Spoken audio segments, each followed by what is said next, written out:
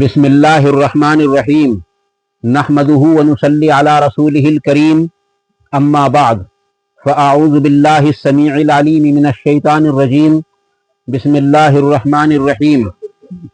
قال اللہ تبارک وتعالی فی کتاب الکریم ان اللہ وملائکتہ یصلون علی النبی یا ایہا الذین آمنوا صلوا علیہ وسلموا تسلیما اللہم صلی علی محمد وعلی آل محمد کما صلیت علی ابراہیم وعلی آل ابراہیم انکا حمید مجید اللہم بارک علی محمد وعلی آل محمد کما بارکت علی ابراہیم وعلی آل ابراہیم انکا حمید مجید رب اشرح لی صدری ویسر لی امری واحلل عقدۃ من لسانی یفقہوا قولی لا الہ الا انت سبحانک انی کنت من الظالمین حسبنا اللہ ونعم الوکیل یا حی یا قیوم برحمتک استغیث ربنا آتنا فی الدنیا حسنۃ وفی الآخرۃ حسنۃ وقنا عذاب النار ربنا آتنا فی الدنیا حسنۃ وفی الآخرۃ حسنۃ وقنا عذاب النار ربنا آتنا من لدنک رحمۃ وہیئ لنا من امرنا رشدا لا الہ الا انت سبحانک انی کنت من الظالمین۔ سوال پوچھا ہے کسی نے کہ کیا کوئی ایسی حدیث بھی ہے جس میں اللہ کے نبی صلی اللہ علیہ وسلم کا یہ فرمان ہو کہ جو مجلس میں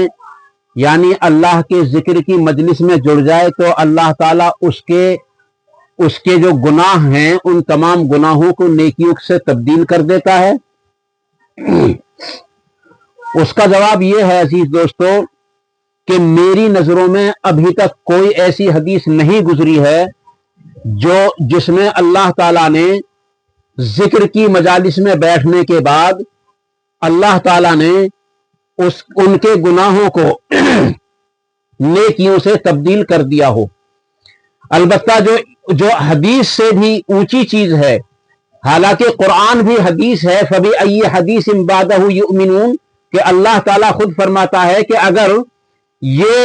میری نازل کردہ چیزوں پر ایمان نہیں لاتے تو پھر ان کے پاس کون سی حدیث ہے جس پر ایمان لائیں گے، پھر کون سی کتاب ہے جس پر ایمان لائیں گے، پھر کون سی شے ہے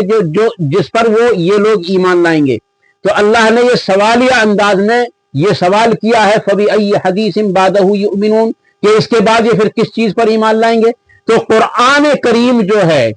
یہ سب سے اہم اور سب سے مین چیز ہے، اور اس کے اندر سورۃ الفرقان کے اندر یہ آیت ہم کو مل جاتی ہے۔ لیکن عزیز دوستو اس میں ذکر کا ذکر نہیں ہے کہ اللہ کے ذکر کا کوئی وہ نہیں ہے، اس میں اصل بات یہ ہے کہ وہ جو موضوع ہے وہ کوئی اور ہے۔ اللہ تعالیٰ نے آیت نمبر 68 میں سورۃ الفرقان میں ارشاد فرمایا کہ وہ لوگ، یعنی یہاں اللہ تعالیٰ نے مومن ہونے کی تقریباً 12 علامات بیان کی ہیں کہ مومن کون ہے، مومن کون ہے، مومن کون ہے۔ وہ 12 علامات اللہ تبارک تعالیٰ نے اس سورت کے اندر بیان کی ہیں، جن میں سے ایک علامت یہ ہے کہ وہ اللہ تبارک و تعالیٰ کے سوا کسی اور کو معبود نہیں پکارتے، اور کسی جاندار شے کو قتل نہیں کرتے، اور بدکاری نہیں کرتے۔ عزیز دوستو جو لوگ یہ کام کرتے ہیں ان کو دگنا عذاب ہوگا قیامت کی روز، یہ کرتے نہیں بلکہ کرواتے ہوں گے، ان کو دگنا عذاب ہوگا عزیز دوستو۔ کیونکہ جو لوگ اللہ کے سوا کسی اور کو معبود پکارتے ہیں تو وہ دوسروں کو بھی اسی کی دعوت دیتے ہیں، اور جب کوئی جاندار شے کو کوئی قتل کرتا ہے، ناحق خون کر دیتا ہے، تو عزیز دوستو وہ بھی بڑے گناہ کے اندر ملوث ہو جاتا ہے، اور وہ جو قتل کیا گیا یعنی مقتول قیامت کے روز اس کے بارے میں حجت کرے گا اللہ تبارک و تعالیٰ کے سامنے کہ یعنی کہ اس کو دگنا عذاب دیا جائے۔ اور تیسرے بدکاری کرنا، زنا کرنا یا اور بدفعلی کرنا کسی بھی طریقے سے، عزیز دوستو یہ بڑے بڑے گناہ ہیں، اور ان کے بارے میں اللہ تعالیٰ نے فرمایا کہ ان لوگوں کو 2 گنا عذاب ہوگا اگر کوئی ان چیزوں میں ملوث ہوتا ہے۔ یعنی اللہ تعالیٰ نے یہ بات ہم کو بتلانا چاہیے ہے کہ مومن وہ لوگ ہیں जो ना तो अल्लाह के सिवा किसी और को पुकारते और ना किसी जानदार को कत्ल करते और ना ही वो बदकारी करते। ये चार चीजें बताने के बाद में अल्लाह ताला ने फरमाया कि जो लोग इसकी मुखालिफत करते हैं, यानी गुनाह करते हैं, बदकारी करते हैं, नाखून करते हैं और अल्लाह के सिवा किसी दूसरे को माबूद पुकारते हैं, तो उनके लिए दुगना अजाब है और वो अजाब में, इस जिल्लत में हमेशा हमेशा रहेंगे। ये भी अल्लाह तबारक ताला ने बतला दिया। अब ये जो इससे अगली आयत है, आपकी समझ में मौजू आ गया कि मौजू क्या चल रहा है, इसलिए ये वीडियो थोड़ी सी बड़ी हो गई है। मौजू का पता चल गया, क्योंकि बड़ी वीडियो हमारी होने की वजह यह होती है कि मौजू का पता चल जाता है। अजीज दोस्तों, मौजू का आपको पता चल गया। अब वो आयत आ रही है, हां, जो लोग इन चीजों से तौबा कर लेते हैं और नेक अमल करते हैं। अजीज दोस्तों, अल्लाह ताला फरमाता है, जो लोग इन चीजों से तौबा करते हैं और ईमान लाते हैं अल्लाह पर, उसके रसूल पर, किताबों पर, फरिश्तों पर। अगरचे कुरान में जहां से मैंने यह आयत ली है वहां इसका जिक्र नहीं, लेकिन ईमान लाने का मतलब होता ही यह है कि कम अज कम वो 5 या 6 या 7 चीजों पर ईमान लाए। क्योंकि हदीस जिब्रील से, जो बुखारी में, मुस्लिम में और सिहा सित्ता के अंदर और भी दीगर किताबों के अंदर मौजूद है कि जिब्राइल अलैहिस्सलाम ने आकर के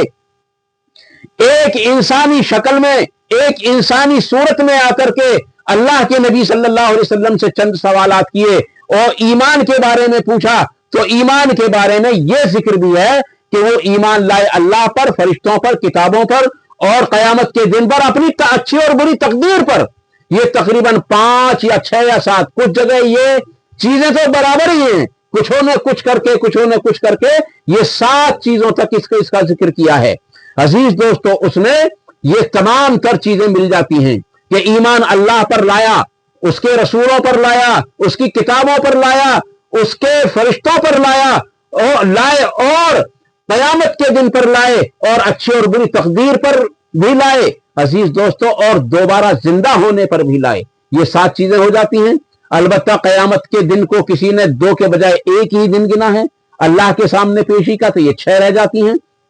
इस तरीके से लोगों ने और भी कम करके 5 भी जिक्र किए हैं। तो अजीज दोस्तों, पता ये चला कि ईमान लाए यानी तौबा करे,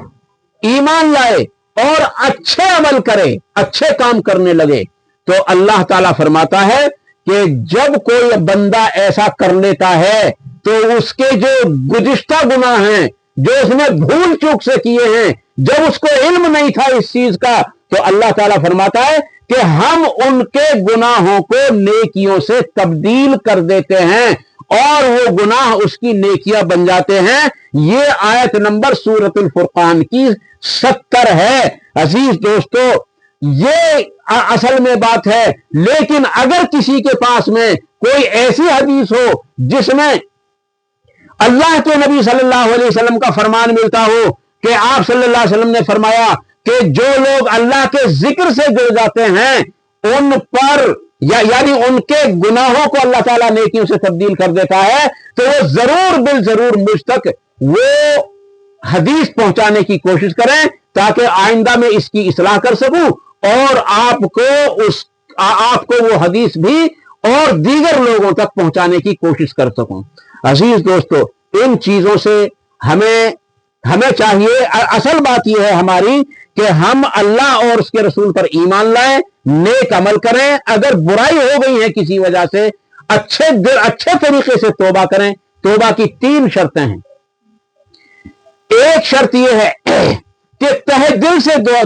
अल्लाह के सामने शर्मिंदा हो। दूसरी शर्त यह है आइंदा ना करने का अहद कर ले। और तीसरी शर्त यह है कि अगर ऐलानिया कोई गुनाह हुआ है तो वो तौबा ऐलानिया हो, और अगर किसी को किसी गुनाह में मुलव्विश कर दिया है तो उसको बता दे कि भाई ये गुनाह है और इससे बचो, इससे हमारे लिए बचना ही खैर है। अल्लाह ताला मुझे और आपको इन मुख्तसर सी बातों पर अमल करने की तौफीक अता फरमाए। और अल्लाह ताला से दुआ है कि वो میری زبان سے جتنی باتیں غلط نکلی ہوں ان کو جو ہے معاف فرما دے اور ہمارے دلوں سے دھو دھو کر نکال دے، اور حق باتوں کو ہمارے دلوں کے اندر راسخ فرمائے، ان پر عمل کرنا آسان فرمائے، ان پر عمل کرنے کی توفیق عطا فرمائے، اور ان پر عمل کرنے کے موقع بھی عطا فرمائے۔ وآخر دعوانا ان الحمد للہ رب العالمین، سبحان ربک رب العزت عما یصفون، وسلام علی المرسلین، والحمد للہ رب العالمین، برحمتک یا ارحم الراحمین۔ والسلام علیکم ورحمۃ اللہ تبارک و تعالی وبرکاتہ۔